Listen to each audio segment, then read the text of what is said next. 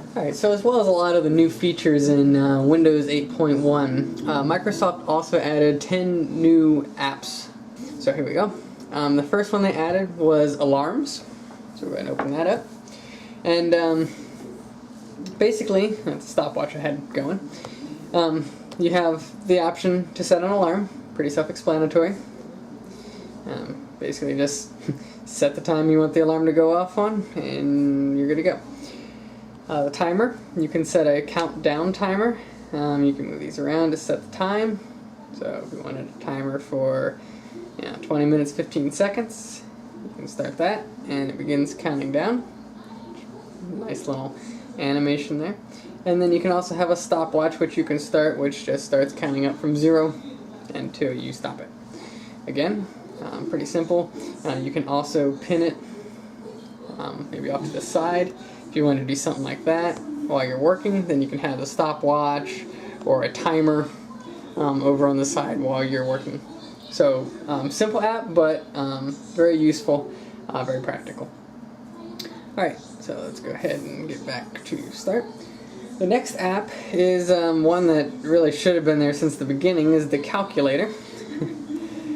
There we go. You can choose between the standard calculator, clear that, basic calculations, or you can do scientific. You can do some more advanced stuff. And then this was actually really cool, the converter. So often I would, have to go to, Google or to a web page to convert, all sorts of things, volume, length, weight, temperature. And now it's all built into Windows with this application. So I can convert volumes, I can convert lengths, temperatures, really a lot. I mean, pretty much anything you can think of here, you can convert all these things. So it really makes it very easy. Even down here, the data, converting bits into, or megabits into bytes, which is pretty cool. So then you can say, okay, when my web provider is advertising 90 megabits downloads, that's actually the megabytes downloads that I'll be getting. So a lot of stuff you can do there. It even tells you down here at the bottom how many floppy disks. I'm not really sure why it says floppy disks. Seems a little dated, but anyways, very convenient, pretty cool. Next we have the food and drink app. Now this is where it got pretty cool. I already put some data in there just to kind of show you, but you can go and let's say we want to go and find a recipe. So let's browse recipes. Difficulty. Let's find something easy to make. And okay, so we got the sliced beef salad. Here we go. We'll select that, and we're going to add to the meal planner. And we're going to say we're going to have that on Thursday.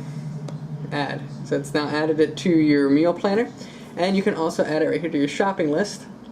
Select all those ingredients, add items. So now it's also in your shopping list. Now, you can go back home.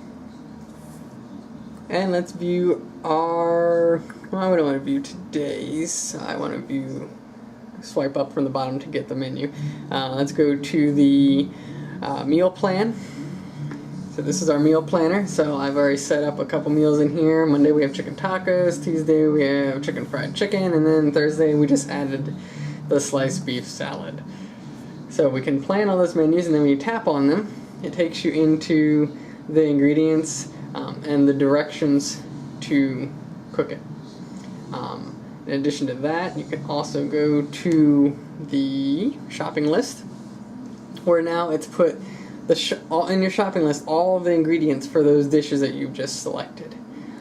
So I know like Pinterest has been popular, to find ingredients, but this is really the all-in-one, bringing the ability to pull a pin like you would in Pinterest, bring those, get those directions, but here now actually put those dishes to a certain day and build a shopping list. And you can also do tips and techniques, how to cook certain things. I mean, just a wealth of information that's been brought into a very easy to use application. So pretty impressed with that. They definitely did a lot of work to put all that together. And I don't know, if you're a person that likes planning out stuff, I can't think of a better way to really have all your meals, your shopping list, and everything planned right there on your shopping list. And again, these apps aren't finished yet, so maybe they'll add a better way to do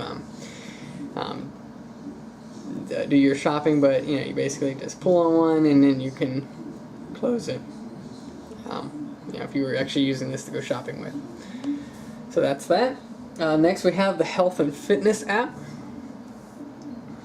There we go. So this actually allows you to track your diet, what you eat, your exercise, and then also has some overall health tracking, symptoms. We'll go through each one of these here. So the diet tracker allows you to put in your food that you have for each day. So let's say for lunch today, favorite. There we go. Let's say I had a McDonald's McDouble, one of my favorites, and done. Alright, so now it's going to put in one of the items I had for lunch, and it's going to keep track of the amount of calories, fat, carbs, protein calories that I've eaten today, and you can set, you can set your target goals and all that stuff to see how you're doing on each one there. Nutrition and calories, here's where you can browse certain items. So, you know, let's say, I don't know, let's see what we can get here. Chicken. Alright, there's chicken. So basically, you pick, you know, how much you're eating. Okay, one ounce boneless cooked chicken. Okay, and let's say we have, you know, you can set how many ounces and stuff like that. It'll give you all the information, and then once you build it, you can add it to your favorites, and so then you can easily pull it into your meals if it's a common item that you eat. The exercise tracker allows you to accumulate all your exercises that you've done, as well as compare them into different analysis and stuff like that. So you basically enter in your workout information. Same kind of thing here as you do with the diet tracker. You have, oh, look at that. It even tells me how much I have left and all that. You can go to exercises. You can select which exercise you've done, and you know, kind of do the same thing. You can actually do that exercise. It shows you how to do it. Let's go ahead and go back.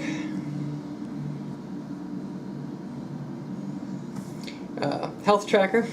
Haven't used this yet, but assume you can go in here, start tracking. Enter your weight. I have no idea. It's close. Sure. Yeah, basically just keep track of your weight. Stuff like that. Cholesterol levels, blood pressure, vaccinations, you know, all that stuff. Basically a central place to keep track of all this. And again, you know, maybe all these things aren't, you know, you don't use all these things, but it is definitely a centralized place to keep track of all of this stuff. This I thought was kind of neat, the symptoms. You tap on whatever body part has the pain, so let's say it's your head. Oh, I have a headache. And there we go, come on. And blurred vision.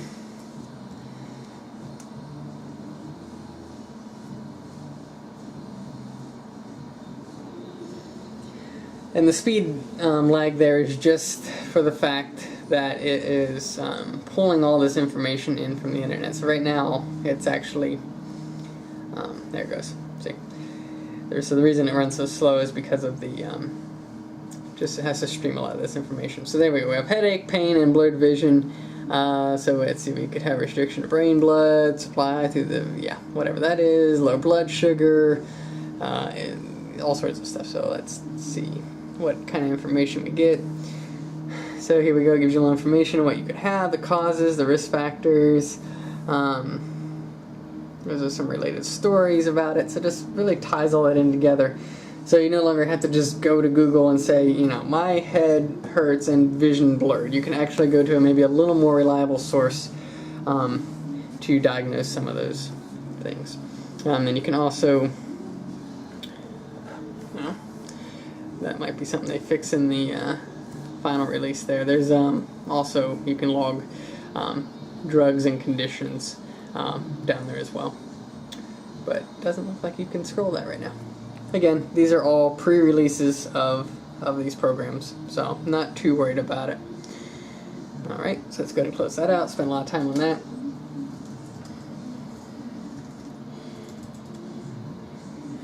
Alright, next they added a help and tips section. I believe currently this is nothing there. Yep.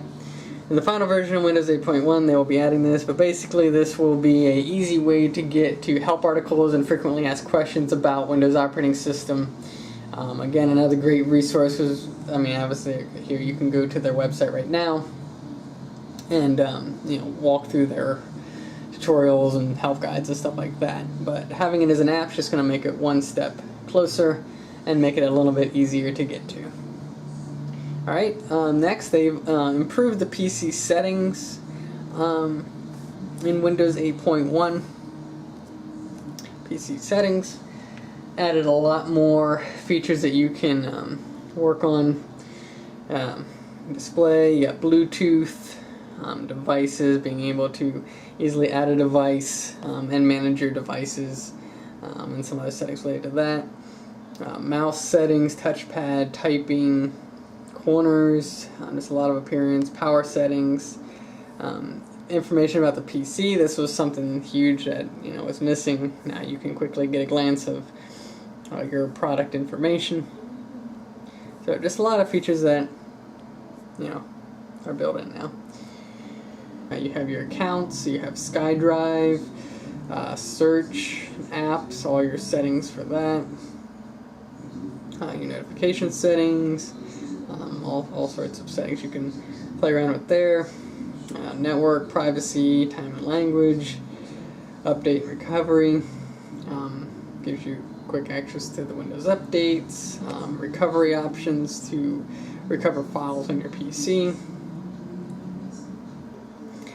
Okay, another great feature is the reading list. Alright, I don't know, let's just say we're at the Windows 8 frequently asked questions, and we want to refer to this later. We don't trying to read it now, we want to refer to it later. You do share, you tap reading list, and then you say yeah. So now it's been shared with your reading list. So now, if we go back to the reading list, we will now see today what we wanted to share, and there we go. We can get right back to it. So it's kind of like a favorite, kind of like a bookmark. The advantage being it's maybe not something you want to constantly have saved in your favorites, you just want to come back to it and read it later. So that works, and that's a great feature there. And let's see here. Alright, remote desktop.